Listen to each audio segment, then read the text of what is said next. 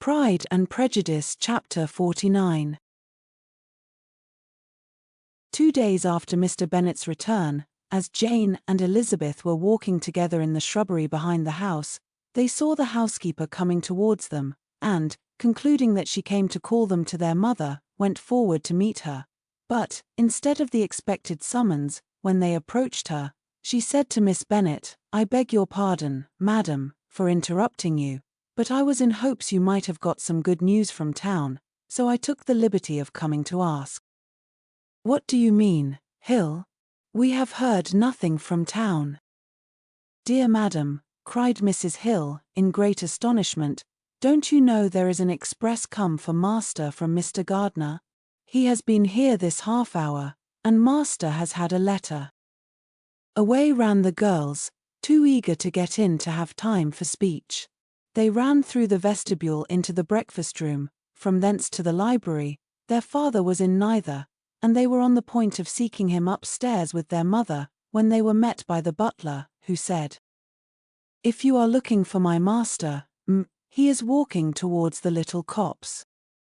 Upon this information, they instantly passed through the hall once more, and ran across the lawn after their father, who was deliberately pursuing his way towards a small wood on one side of the paddock. Jane, who was not so light nor so much in the habit of running as Elizabeth, soon lagged behind, while her sister, panting for breath, came up with him, and eagerly cried out, "Oh, Papa, what news, what news? Have you heard from my uncle?" "Yes, I have had a letter from him by express." "Well, and what news does it bring, good or bad?" "What is there of good to be expected?" said he, taking the letter from his pocket. "But perhaps you would like to read it." Elizabeth impatiently caught it from his hand. Jane now came up. "Read it aloud," said their father, "for I hardly know myself what it is about." Gracechurch Street, Monday, August 2nd. My dear brother, at last I am able to send you some tidings of my niece, and such as, upon the whole, I hope it will give you satisfaction. Soon after you left me on Saturday, I was fortunate enough to find out in what part of London they were. The particulars I reserve till we meet. It is enough to know they are discovered. I have seen them both. "Then it is as I always hoped," cried Jane. "They are married." Elizabeth read on. "I have seen them both. They are not married, nor can I find there was any intention of being so, but if you are willing to perform the engagements which I have ventured to make on your side, I hope it will not be long before they are. All that is required of you is, to assure to your daughter, by settlement, her equal share of the £5,000 secured among your children after the decease of yourself and my sister, and, moreover, to enter into an engagement of allowing her, during your life, £100 per annum. These are conditions which, considering everything, I had no hesitation in complying with, as far as I thought myself privileged, for you. I shall send this by express, that no time may be lost in bringing me your answer. You will easily comprehend, from these particulars, that Mr. Wickham's circumstances are not so hopeless as they are generally believed to be. The world has been deceived in that respect, and I am happy to say there will be some little money, even when all his debts are discharged, to settle on my niece, in addition to her own fortune. If, as I conclude will be the case, you send me full powers to act in your name throughout the whole of this business, I will immediately give directions to Haggerston for preparing a proper settlement. There will not be the smallest occasion for your coming to town again, therefore stay quiet at Longbourn, and depend on my diligence and care. Send back your answer as fast as you can, and be careful to write explicitly. We have judged it best that my niece should be married from this house, of which I hope you will approve. She comes to us today. I shall write again as soon as anything more is determined on. Yours, etc. E.D.W. Gardiner. "Is it possible?" cried Elizabeth, when she had finished. "Can it be possible that he will marry her? Wickham is not so undeserving, then, as we thought him, said her sister. "My dear father, I congratulate you." "And have you answered the letter?"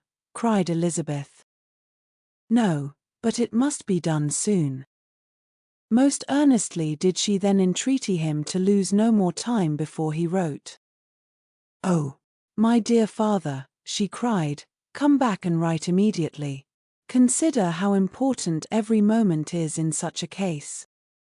"Let me write for you," said Jane, "if you dislike the trouble yourself." "I dislike it very much," he replied, "but it must be done." And so saying, he turned back with them, and walked towards the house. "And may I ask," said Elizabeth, "but the terms, I suppose, must be complied with." "Complied with? I am only ashamed of his asking so little." "And they must marry. Yet he is such a man." "Yes, yes, they must marry. There is nothing else to be done.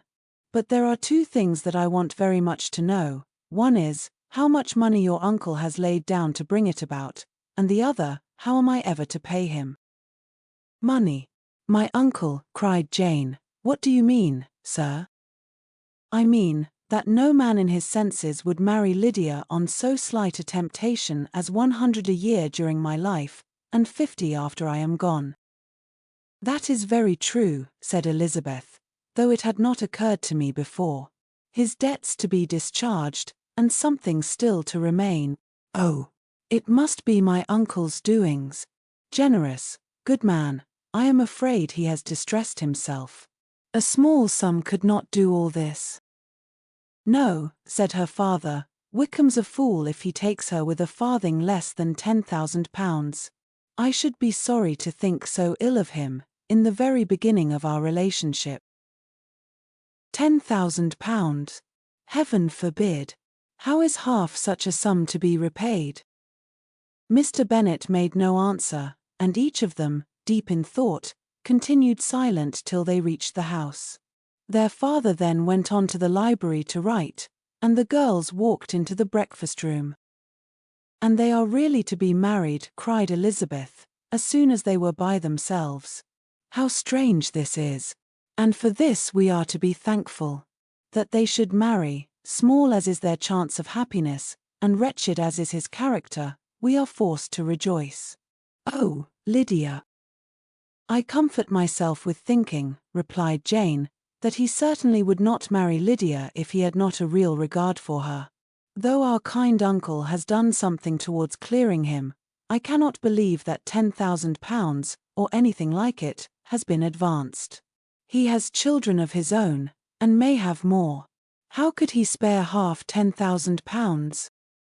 "If he were ever able to learn what Wickham's debts have been," said Elizabeth, "and how much is settled on his side on our sister, we shall exactly know what Mr. Gardiner has done for them, because Wickham has not sixpence of his own. The kindness of my uncle and aunt can never be requited.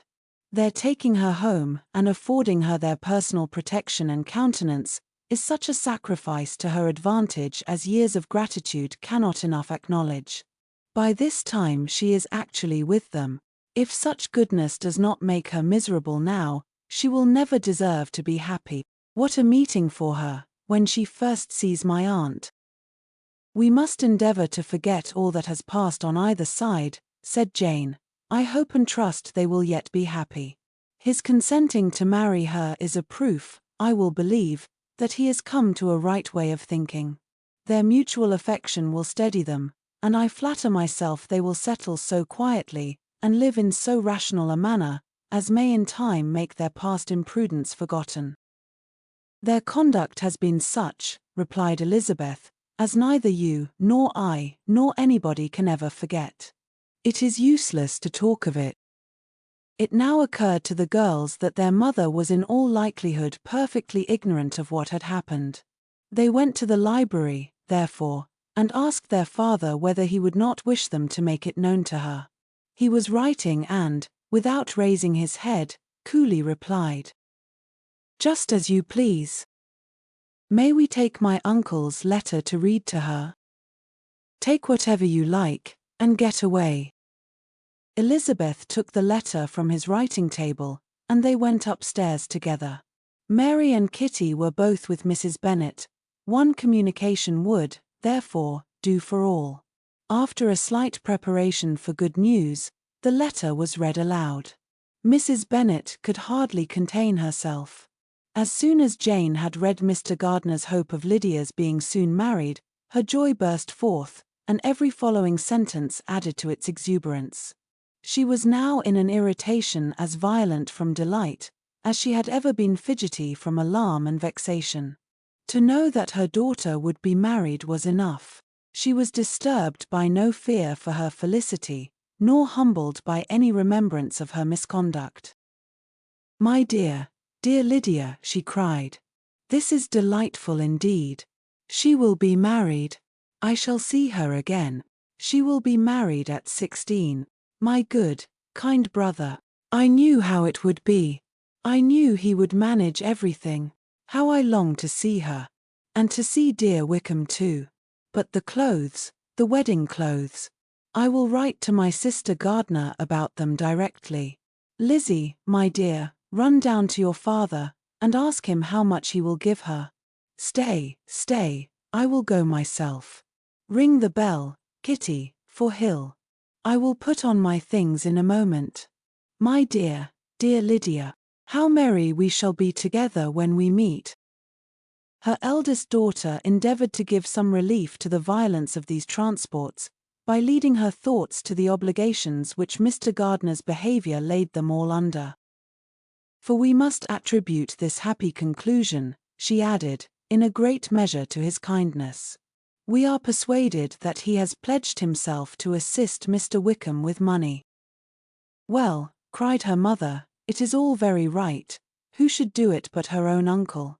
If he had not had a family of his own, I and my children must have had all his money, you know, and it is the first time we have ever had anything from him, except a few presents. Well, I am so happy. In a short time I shall have a daughter married. Mrs. Wickham. How well it sounds. And she was only 16 last June. My dear Jane, I am in such a flutter that I am sure I can't write, so I will dictate, and you write for me. We will settle with your father about the money afterwards, but the things should be ordered immediately." She was then proceeding to all the particulars of calico, muslin, and cambric, and would shortly have dictated some very plentiful orders, had not Jane, though with some difficulty, persuaded her to wait till her father was at leisure to be consulted. One day's delay, she observed, would be of small importance, and her mother was too happy to be quite so obstinate as usual. Other schemes, too, came into her head. "I will go to Meryton," said she, "as soon as I am dressed, and tell the good news to my sister Phillips. And as I come back, I can call on Lady Lucas and Mrs. Long. Kitty, run down and order the carriage. An airing would do me a great deal of good, I am sure. Girls, can I do anything for you in Meryton? Oh, here comes Hill. My dear Hill, have you heard the good news? Miss Lydia is going to be married, and you shall all have a bowl of punch to make merry at her wedding." Mrs. Hill began instantly to express her joy.